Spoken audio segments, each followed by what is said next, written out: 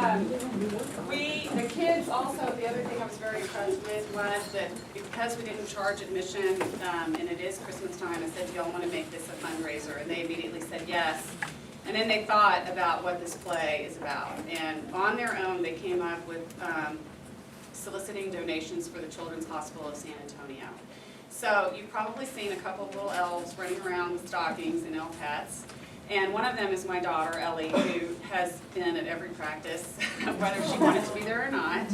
And she and her friend Kellen Tuttle will be at the door on your way out, so if you have any extra change that you want to give to the Children's Hospital, I know that the hospital would appreciate it. And Ellie has a couple of announcements.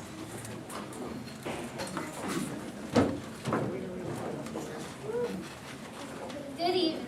Before we begin, please do us the favor of turning off all your electronic devices. For the safety of the actors and because we are taping this performance, do not use flash photography. Help us keep this theater clean by disposing of your cups, plates, and playbills when you are through with them. And now, sit back, relax, and join us in 1850s England for the St. Anthony iPlayers production of A Christmas Carol.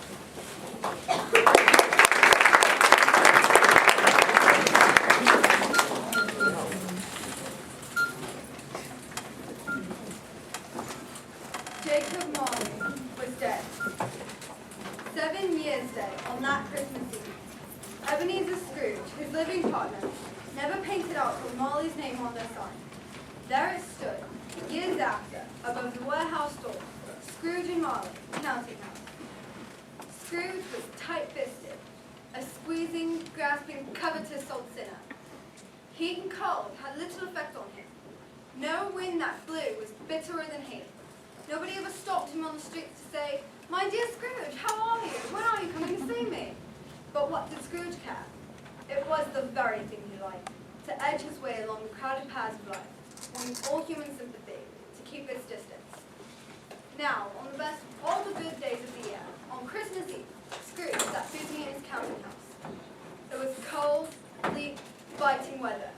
The door of his office was open, that he might keep his eye on his clerk, Bob Cratchit, who, in a dismal little cell beyond, was copying letters. Scrooge had a very small fire, but the clerk's fire was so much smaller, it looked like a single coal. Just then, Scrooge's nephew strode into the shop. A Merry Christmas, Uncle. God save you. Bah, humbug. Christmas, a humbug, Uncle. You don't mean that, I'm sure. I do. Merry Christmas. What right have you to be merry? You're poor enough. Well, come then. What right have you to be unhappy? You're rich enough. Bah, humbug. Don't be cross, Uncle. What else can I be when I live in a world of idiots? Every fool who goes about with a Merry Christmas on their lips and foiled in their own pudding and fairy little stick of holly to his heart. Uncle. Keep Christmas in your way and let me keep it in mine. But you don't keep it. Let me leave it alone then. Much good it has ever done you or me. Uncle, though has never put a scrap of gold in my pocket. I believe that Christmas has done me good and will do me good. And I say, God bless it. Let me hear another sound from you, and you'll keep Christmas by losing your position. You're quite a powerful speaker, sir. I wonder you didn't go into Parliament. Don't be angry, Uncle. Come, dine with us tomorrow. Bah. I ask nothing of you. Why can't we be friends? Good afternoon. I'm sorry to find you so stubborn, but I'll keep my Christmas humor to the last. Merry Christmas, Uncle. Good afternoon. And a Happy New Year. Good afternoon. There's another fellow, my clerk, talking about a Merry Christmas with 15 cents a week, a wife and a family. He's a fool.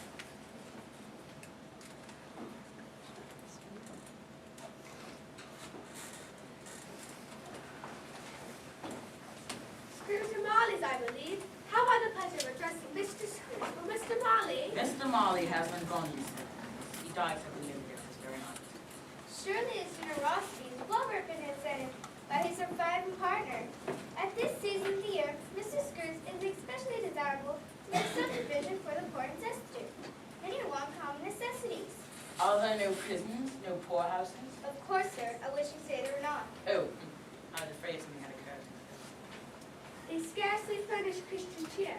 A few of us hoping to raise a fund to buy the poorest and least stricken people. What shall I put you down for? Nothing. I don't make merry myself at Christmas, and I can't afford to make idle people merry either. I support poorhouses and prisons with my taxes. They cost enough. Those who have badly all should go there. Many can't go there, many would rather die. If they would rather die, they'd better do it and decrease the population. Good afternoon.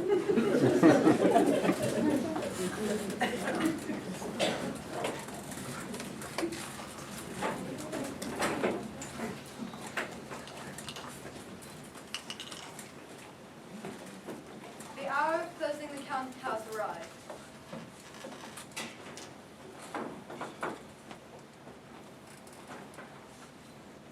You want off all day tomorrow, I suppose? It's quite convenient, sir. It's not convenient and it's not fair. If I was to stop half of your pay for no work, you would think yourself wrong. Yes, you don't think me wrong when I pay a day's wages for no work. Be here all the earlier the next morning. Yes, sir. And Mary? Good day, sir.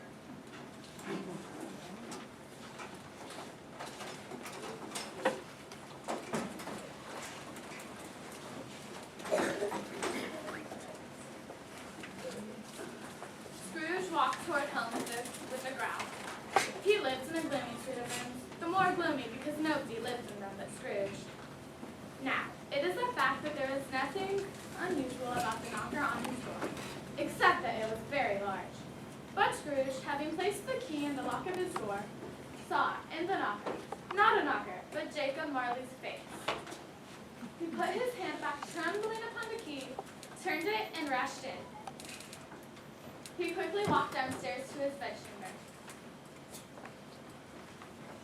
He put on his dressing gown and nightcap and sat before his fire, a very low fire indeed.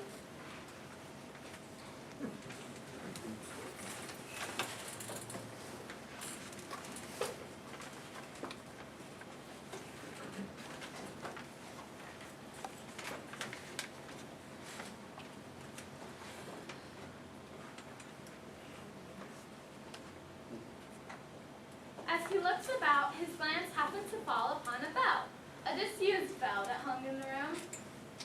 It was with great astonishment that, as he looked, the bell began to swing. It swung so softly at first that it scarcely made a sound, but soon it rang loudly, and so did every bell in the house.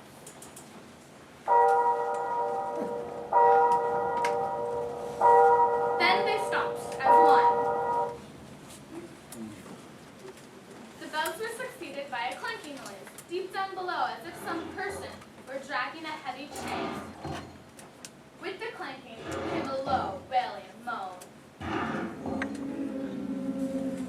Scrooge heard the noises much louder on the stairway coming straight for his door.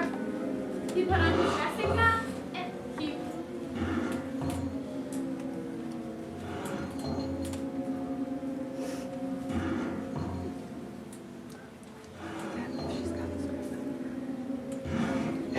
Who are you? Ask whether I was. Who were you then? In life, I was your partner, Jacob Marley. Molly? Molly, why does your spirit walk the earth? Why do you trouble me? The spirit in every man was what abroad his fellow men.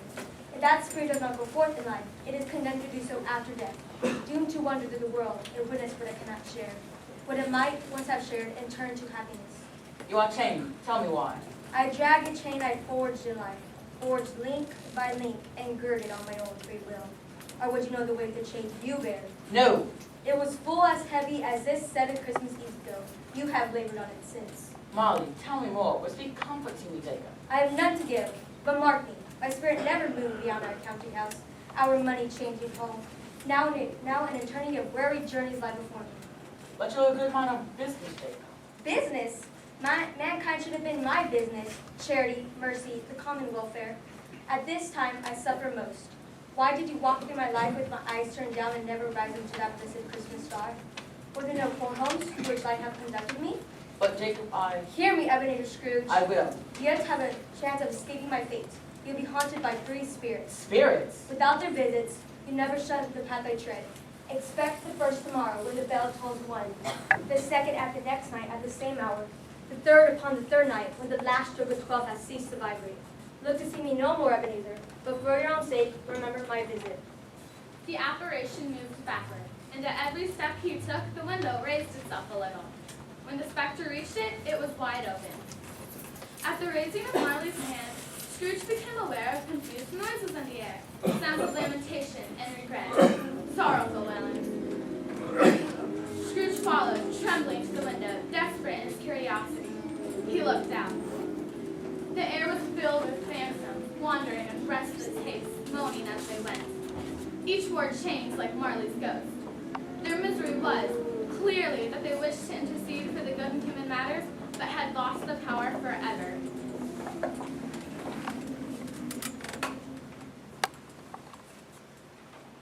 Scrooge flew to the door where the ghost had entered. The door was double locked, just as he had fastened it. The bolts were undisturbed. From the emotion of the visit, or the fatigue of the day, or his glimpse from the invisible world, Scrooge went straight to bed without undressing and fell asleep on the instant.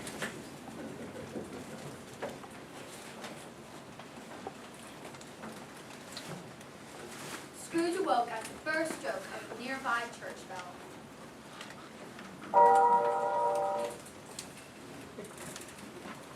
One, it was past 2 when I went to bed. It isn't possible that I slept through a whole day and into another night. Then, Scrooge remembered the ghost's words. A visitation in the bell was one. Lights flashed up in the room, and the curtains of his bed were flung back. What are you? I am the ghost of Christmas past, Long past? past of Ebenezer Scrooge. What brings you here? You're welcome. Take heed. Rise and walk with me. Please, I'll fall. There at the touch of my hand. There, and you shall be upheld in wonderment. The darkness and mist had vanished. It was a clear, cold, winter day with snow upon the ground. Good heavens, I was a boy here. I was born in this place. You remember the way? Remember it, I could walk it blindfold.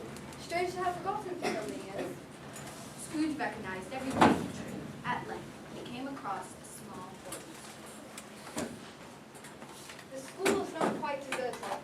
A single child, neglected by his friends, slept there on a Christmas holiday. You know his name. Yes, poor boy. Watch.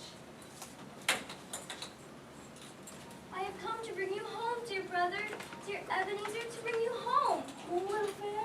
Yes, home for good, home forever and ever. Oh, there's so much kinder now that home is like heaven. We're never to come back here. We're to be together all Christmas long and have the merriest time in all the world. A delicate creature, old sister, whom a breath might have withered, yet her heart was willing. So it was. She died a woman, and had, as I think, children. One time. True, your nephew. What's the matter? Nothing. Something, I think. No, it's just that I would like to say a word or two to my clerk, Bob Crowder, to my nephew.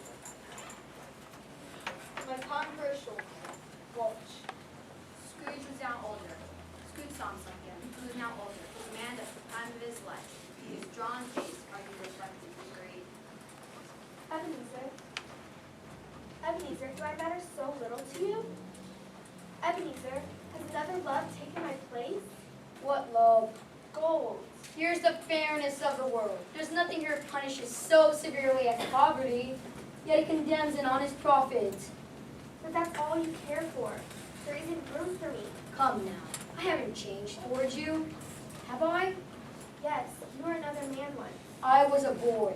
Tell me, would you still try to win me? You think I wouldn't? I believe that you wouldn't choose a poor girl. You weigh everything by profit. Goodbye, Ebenezer. Wait, Ellen, please! I loved her. Spirit, why do you like to torture me? Watch. They were in another time and place. A street. It's Ellen, she's come back. Who's he? The man she married. I saw no friend of yours this afternoon today. Who? Guess. How can I? No, wait. Not Mr. Scrooge. Mr. Scrooge it was, as I passed by his office, I couldn't help but think him. And here his parting light pointed dead, and there he sat, alone. Yes, quite alone. Spirit, haunt me no longer. Why do you like to show me these shadows? Scrooge was exhausted. He barely found his way to his bed before he sank into a heavy sleep.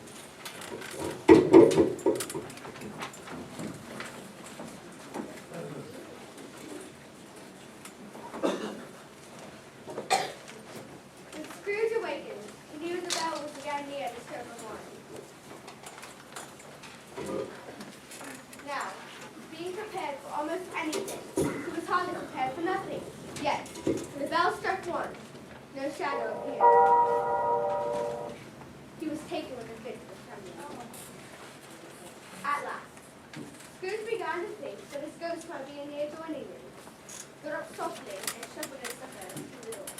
Ebenezer Scrooge!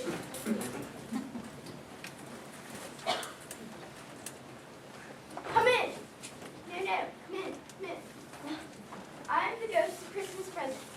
You have not honored my elder brothers and sisters born in early years, have you? I believe I haven't. How many are there? More than 1,800. A tremendous family indeed. Here, Spirit, take me where you will. touch my robe. Scrooge's spirit was alone. There was the sound of music.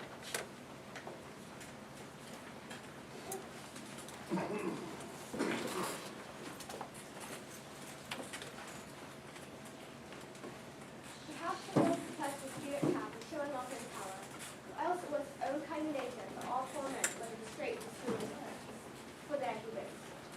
The spirit stooped to work with all kinds of sewing.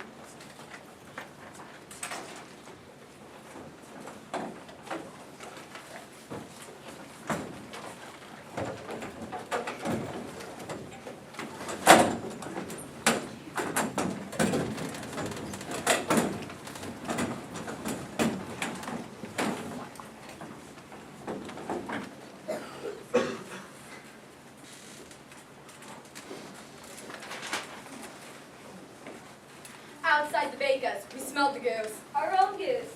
What can be keeping your father and Tiny Tim so long? And Martha, wasn't this late last Christmas Day by half an hour? Here I am, Mother.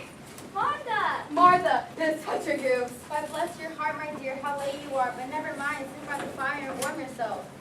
Merry Christmas! No, Father's coming. Hide, Martha, hide!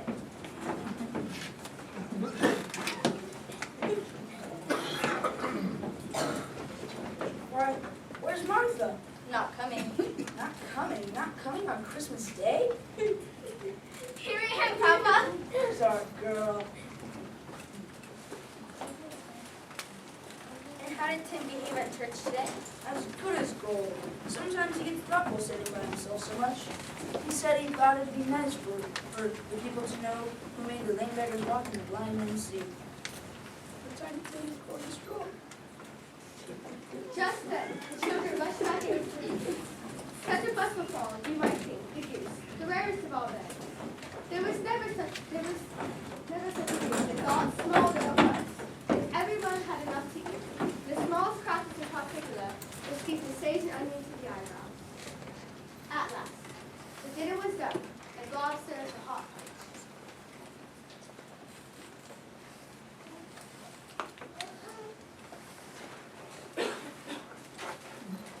Merry Christmas to us all. God bless us, everyone. Spirit, tell me Tiny Tim will live. I see an empty seat in the chimney corner, and a crutch without an owner. These shadows remain unhalted by the future, the child would die.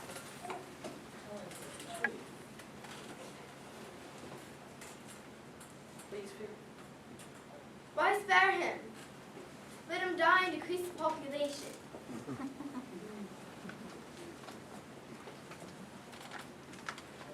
To Mr. Scrooge, the founder of the feast. Founder of the feast indeed. I wish I had him here. I'd give him peace of my mind and feast upon. Dear Christmas Day, the children. What such fine day to drink the health of unfeeling man as Mr. Scrooge. Dear the children. I'll do it for your sake in the days. Merry Christmas and Happy New Year. They drank the toast afterward, but there was no heartiness in it. Scrooge was the ogre of the family. and the mention of his name cast a dark shadow over the party. But by and by, they had games and songs and gaiety reigned again.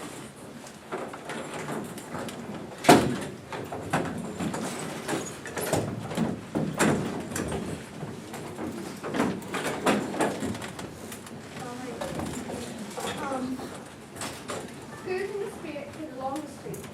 The brightness of the roaring fires, kitchens, parlors, and all sorts of rooms was wonderful. It was a great surprise to Scrooge, while walking with snapping his figurines, to hear a familiar laugh. Ha ha ha ha. The laugh of his nephew. He said that Christmas was a humbug as he lived, and he believed it too. More shame for him. He's a comical old fellow, that's the truth. And not so pleasant as he might be, but I have nothing to say against him.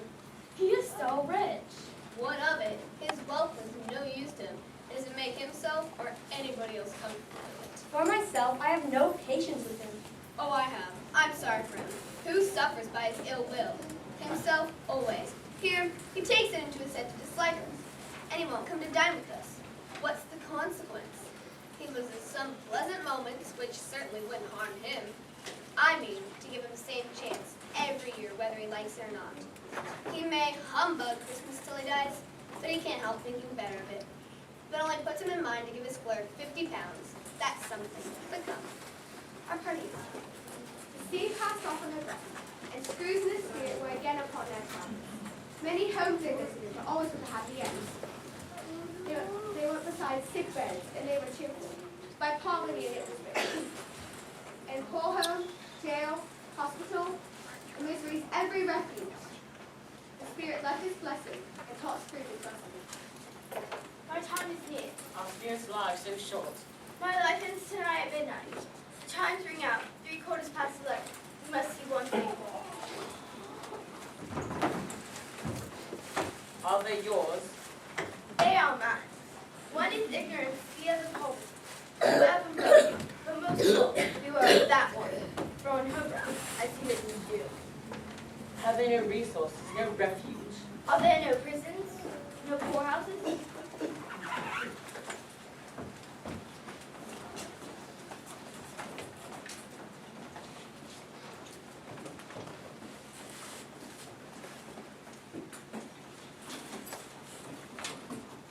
The bell tolled a slow, solemn 12.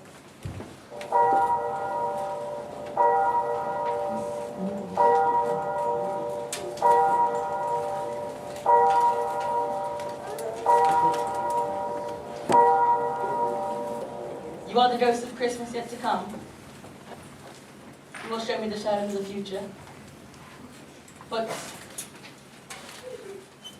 Spectre, I fear you more than any spirit I have ever seen. But I know you have good to me. But will you not speak to me? Lead on then. They entered the city, the exchange district. The spirit pointed down to one little knot of merchants, and Scrooge moved closer to listen. No, I don't know much about it. All I know is that he's dead. When did it happen? Last night, I believe. I thought he'd never die. Where's he doing with his money? I don't know, left it to his company perhaps. All I know is that he didn't give it to me. I would it to be a very cheap funeral. Upon my life, I don't know if anybody would go to it. Why don't we make him a party and volunteer? I don't mind going. There's lunch provided. I am the most disinterested among you, but I'll go if anybody else will. This is the exchange district, but I do not see myself among the merchants. Why, spirit? The phantom led Scrooge into an obscure part of town, where Scrooge had never been before, but he recognized its no reputation. They came upon an unkempt man, just as an old woman, carrying a bag, slunk into a shop. Well, Stella, have a look at this lot. I always give too much to the ladies. It's a weakness of mine, and a way I ruin myself. Let's see what you've got. What do you call this? Bed curtain. You mean to say you took them down? Rings and all from behind their dead? I do, and why not? You were born to make your fortune. I won't hold back my hands when I can get something in it by reaching out, not for the sake of a man like him. His blankets? Who else is? He ain't likely to take hold of battle. I mean, I am then catch him, will you? Don't worry about that. I ain't so fond of his company that I could worry about it if he did. You can look through that shirt till your eyes ache. We won't find a hole in it. It's the best he had. They'd have wasted it too if it hadn't been for me. Wasted it. They was planning to bury him in it. Come along. I'll make your settlement. The ghouls. Spectre, tell me, is this the same man as the Merton's conversation? The ghost conveyed him to a churchyard. Here, the wretched man, whose name he dreaded to learn lay beneath the ground. The spirit pointed to one. Scrooge read the name upon the stone. Ebenezer Scrooge! No, no! Spirit, tell me this isn't true. Why show me this if I am past all hope? Tell me I can change this by an altered life. Tell me I can sponge away the writing on the stone.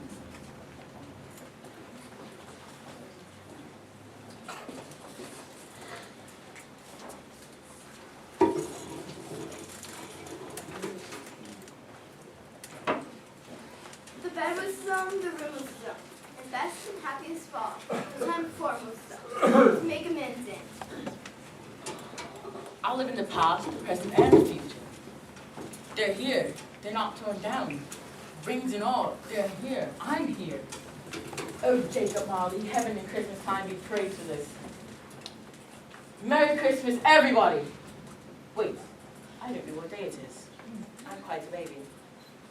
Oh well, I've lost the Running to his window, Scrooge looked out and saw a girl dressed in her Sunday clothes.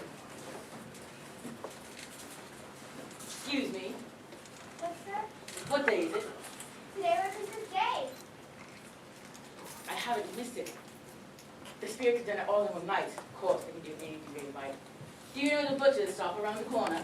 I should hope I do. An intelligent girl, a remarkable girl. Do you know the prize turkey still there? The one as big as me? Yes, the delightful child, the one as big as you. Is it there? It's hanging there now. It is. Go and buy it. Excuse me. No, no, I'm serious. Go and buy it. Come back and I'll give you a shilling. Come back in less than 5 minutes and I'll give you half a crown.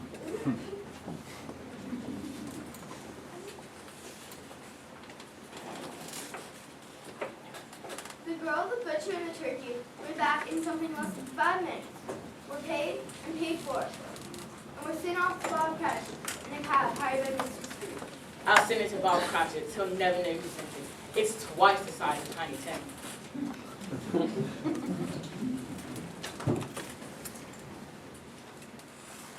Shaving was not easy for Mr. Scrooge, for shaving requires attention, even if you're not dancing while you're at it. He dressed himself in his best and got out onto the streets.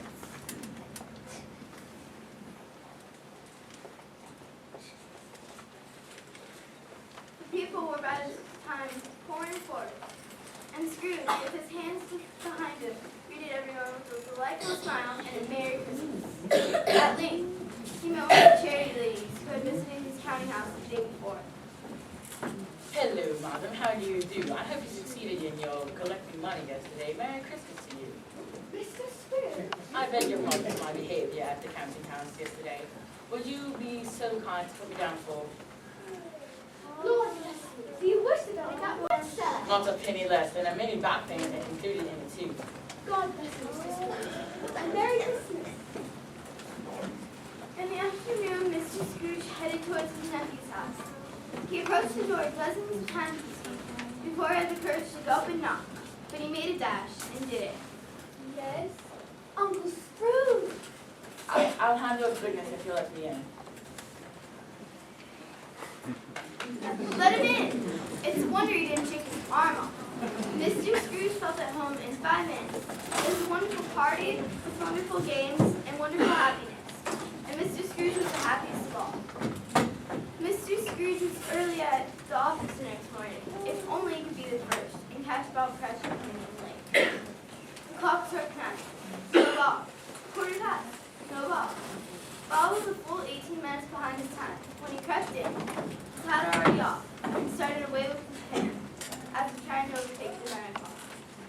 Scrooge growled at him with the best imitation he could manage of his former gruff voice. What do you mean by coming in this late? I'm very sorry, sir. I'm behind my time. Quite you are. Step this way. Very sorry, sir. It's only once a year. It can't be repeated. We were making quite merry yesterday with the turkey dish. I won't stand for this type of behavior. And therefore, Robert Cratchit, I'm about to raise your salary. We'll discuss your affairs over a cup of hot punch.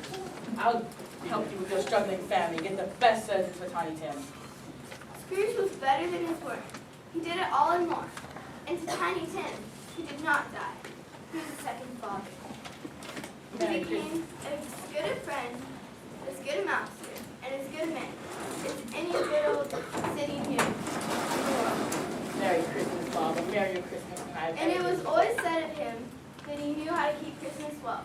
If any man alive possessed the knowledge, and may that be truly said of all of us.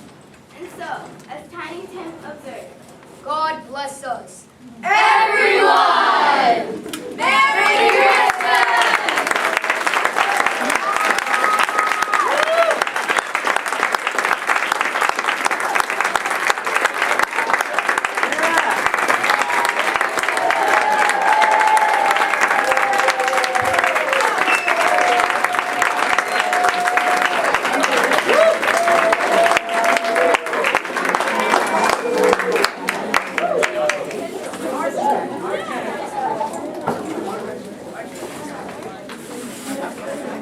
Parents, grandparents, and relatives, thank you for joining us tonight. As you know, things like this cannot happen without the effort of parents and volunteers, and I'd like to give a special thank you to Ms. Badger.